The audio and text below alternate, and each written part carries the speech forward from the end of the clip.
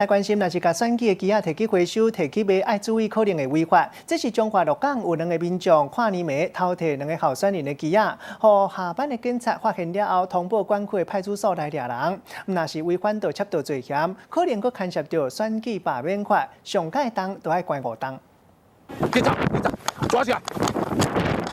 一个查甫人利用看暝暗来将陆路六段将候选人插伫路边的机仔偷偷摕落来，装入去家己的袋仔内底，想要占来家己用。警察接到报案，随到伫咧当场将人甲物件拢找到。来，摕出来，物件摕出来，啥物件？来，摕出来。包括国民党甲民进党2位立委候选人的机仔，总共4面，佮有插机仔咧用的竹篙、铁条甲铁线这证物。警方调查，这个姓杨的查甫人看年暝摕到布袋仔，沿路咧偷摕候选人的机仔，拄好互一个下班要转去厝的警察发现，通知派出所来去抓人。依照《公职人员选罢法》98条跟刑法窃盗罪320条的罚则是触犯5年以下的有期徒刑。警方表示，这个查甫人无政党的背景，偷摕这机仔单纯是想要摕去卖，无想到安尼会来犯法。